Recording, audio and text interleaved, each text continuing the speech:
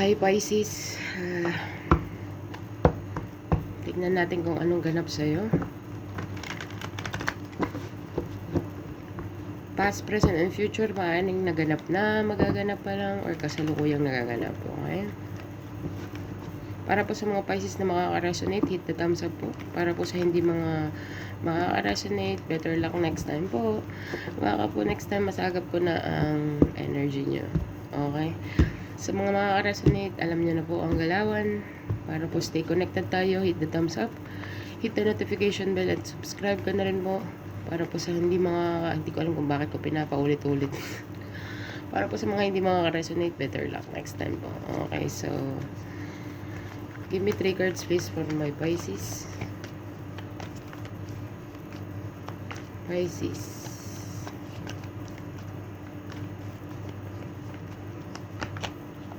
Three of Earth. Messenger of Earth. Queen of Water. Oh. Dang. So Pisces, this is all about collaboration. This is all about teamwork. Okay, but we will see transformation that's in the bottom of the deck. 3 plus 1 in numerology is 4. So it's all about stability. Meron kang 3 dito. 3. Okay. Clarify natin each card. Clarify the 3 of Earth for my Pisces please.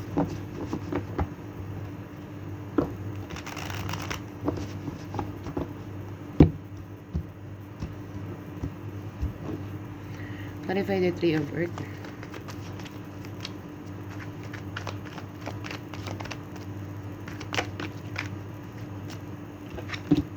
Ace of Wands. Wow.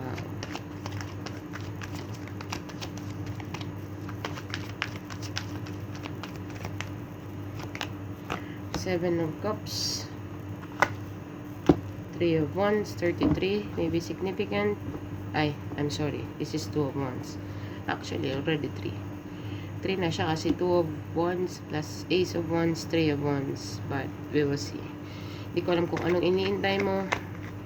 Okay. 1 foot in, 1 foot out ka sa sitwasyon. King of Cups. Knight of Swords. Ace of Swords. Oh my God. King of Wands. 8 of Swords. 5 of Pentacles. Okay. At the bottom of the deck, you have the Knight of Pentacles. So, Pisces, ang nakikita ko dito. This is all about collaboration, teamwork. Okay, with the 3 of Earth.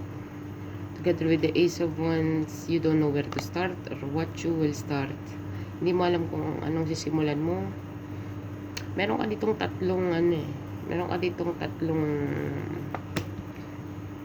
tatlong kailangang i-explore. Okay. Hindi ko alam kung ano para sa yan. Pero major goal, major dreams. Okay, with the Ace of Wands. Major dreams, major goal, but at the same time, you are confused. Hindi mo alam kung anong sisimulan mo, saan ka magsisimula, sinong kakausapin mo, with the teamwork and team building here. Okay, you're confused as fuck. But together with the Ace of Wands, I think you can feel it sa mga ugat-ugat mo, napipil mo na kailangan mong may gawin ka. Hindi ko alam kung kanino ka konektado. Sa mga taong konektado, mga taong ka-connect mo, okay, 1 foot in, 1 foot out ka. So you're not totally sure. Okay, sure ka but confused. Okay.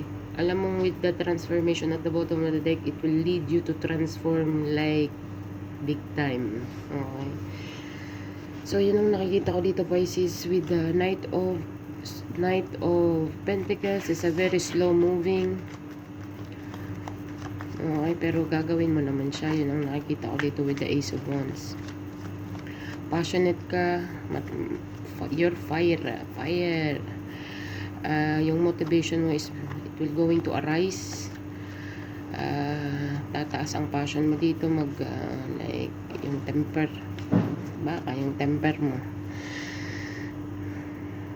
yung temper mo to go get something, to make things done. Okay, very fiery. With the Seven of Cups, I think, ang dami mo ring option, ang dami din gumugulo sa isip mo kasi. You need to do it one by one, I think, per cup. Sa Seven of Cups, per cup, 1 foot in, 1 foot out. Another cup, 1 foot in, 1 foot out. Another cup, 1 foot in, 1 foot out. Hindi ka totally fully committed. You know what I mean? But with the Three of Earth here, this is all about people around you. Okay. Ace of Wands is all about passionate ka on doing something, but 1 foot in, 1 foot out ka. Okay. What else? With the Hierophant card, it's all about contract, it's all about legalities, it's all about authorization. 1 foot in, 1 foot out ka. Sa sinasabi ko pa lang kanina, fully committed. Hindi ka fully committed. So, lumabas na nga ang commitment card with the Hierophant. Hierophant is a commitment card. So, ibig sabihin, yung isa mong paa nasa labas, yung isa mong paa nasa loob. Pero kita mo na, with the Ace of Wands. Kaya nga may 2 of Wands kayo. 2 of Wands nakahawak ang isa mong kamay sa isang Wands. Okay, and dito na lumabas na yung kamay mo dito sa Ace of Wands na isa. Ace of Wands is all about stability, it's all about transformation. Meron kang 4 dito, so it makes sense. Okay, 33 is significant. Okay, so yun ang nakikita ko dito, Pisces. Hindi ko alam kung fully committed ka or you are not fully committed. Parang taste. Inaano mo yung water, para bagang tinitingnan mo yung temperatura. Kaya pala may nakita akong temperature kanina. Your temperature is rising, pero at the same time, bagang yung isa mong paa nasa tubig, yung isa mong, nakikita ko yung temperance card dito. Binabalance mo, kumbaga, for short. The right word. Binabalance mo yung sitwasyon. I mean, kung saan ka lalagay. Kasi ang dami mo all at once, at the same time. Okay?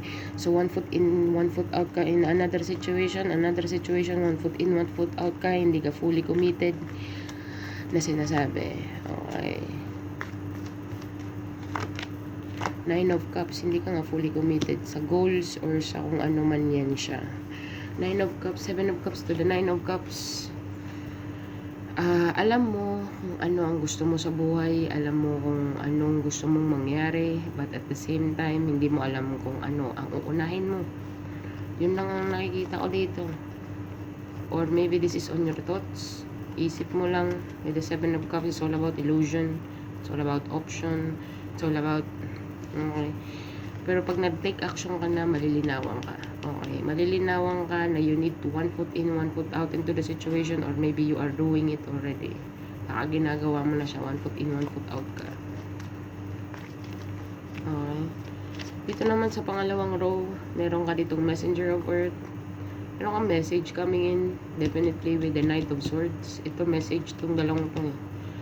Manggagaling sa King of Cups. Hindi ko alam kung sino yung King of Cups para sa'yo. Baka ikaw lalaking nanonood to, lalaki ka man or babae.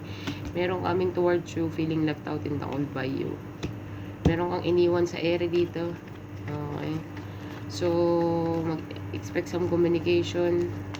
Pero yung communication niya is wala sa hulog. It's all about emotion. It's all about I miss you. It's all about, you know what I mean? Pero iniwan mo na to sa ere with the 5 of Pentacles. Clarify more. 5 of Wands, very conflicted, inaaway niya na yung sarili niya, very chaotic ang isip niya, or makikipag-away lang to sa'yo sa communication, makikipag-komprontahan, makikipag-kompetisyon. Expect some communication with this person all about why. Okay, why like this, why like that, bakit ganito, bakit ganyan. Yun lang ang communication niya. Pero ikaw, with the Messenger of Earth, isa lang ang sasabihin mo, I don't know kung anong sasabihin mo.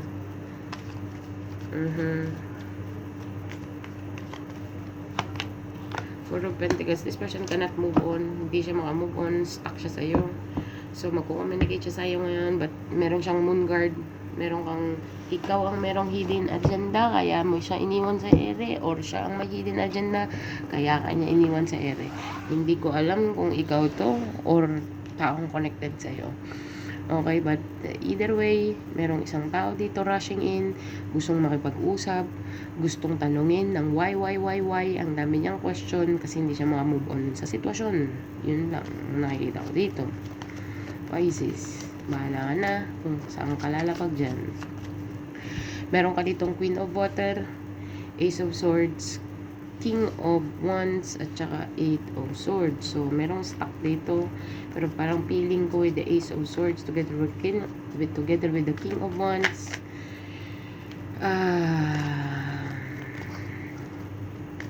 Crush ka nito eh. Queen of Water, hindi. King of Cups. Meron kang King of Cups, meron kang Queen of Cups. Meron kang couple dito. Okay. But it doesn't have to be.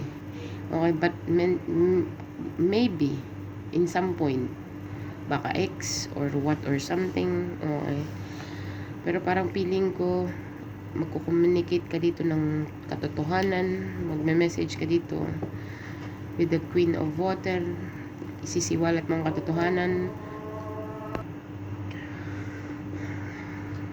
Parang feeling ko i-communicate mo to, sasabihin mo ang katotohanan. Okay, may katotohanan kang dapat i-communicate. Okay, kung sino man na, parang feeling ko you are turned between situation eh. Two situation. You are turned between two situation, Pisces. Hindi ko alam kung, pero communication is the key. Ikaw ang magsisiwalat. Turn between two lovers. Yun ang nakikita ko dito. You are turned between two lovers. Okay. In some point, kailangan mong sabihin dito ang katotohanan ng walang pag-aalinlangan. Together with the 8 of Swords, I think someone is stuck.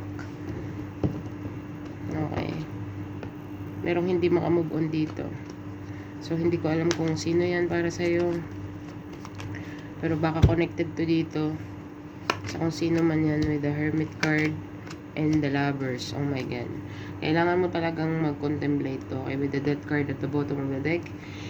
Okay. Maapektuhan ng future mo dito. Maapektuhan ng future decision making mo when it regards to relationship. With the Hermit card and the Lovers. Someone is stuck. Okay. So, you need to speak your truth. Okay. You need to speak your truth. Okay. Pero, sasabihin mo siya ng blunt na may sweetness. Queen of Water is a very compassionate person.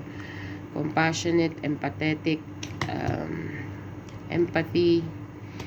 Okay. You are turned between two lovers here. Maapektuhan dito ang future relationship mo. So, you need to make a decision with the Lovers card underneath. Together with the Hermit card. Okay. Death card at tsaka transformation card. Big time changes. Big time changes. Together with the Chariot.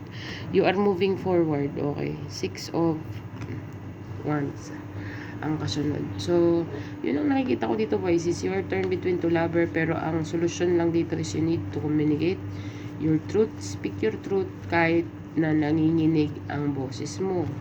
Even though your voice is shaking, kailangan mong i-deliver ang katotohanan kung ano ang pipiliin mo.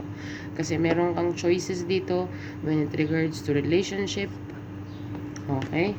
2 of Cups and the Lovers card. Hindi ko alam kung career to sa'yo, pag-ibig to sa'yo, family yan sa'yo. Basta you need to make a decision kasi merong isang taong hindi makamove on or isang group of people na hindi makamove on sa'yo. Okay? Kung magde-decide ka man, you need to let them know what you want. Okay? Yun ang nakikita ko dito, Pisces. You are good enough. The answer you need are coming. It's time to release negativity. So, yan ang nakikita ko dito. Look at the bigger picture. So, sa'yo pa rin ang susi, ikaw pa rin ang magta-transform ng buhay mo. Okay? Ikaw ang nasa sa'yo. Okay? Nasa sa'yo lahat. You are good enough. Okay, baka parang may nakikita kasi akong insecurity dito or baka itong person na to insecure siya. Okay, insecure siya on something. Okay, Kasi you're moving here into another, with the transformation and the death card. You are moving, iba ang direction mo, pre. So, iba ang direction mo, merong taong hindi makamove on dito. You need to make a decision. You need to make a decision. Communicate clearly. Sabihin mo kung ano gusto mong mangyari. Okay? Para makamove on naman yung tao or group of people. Okay?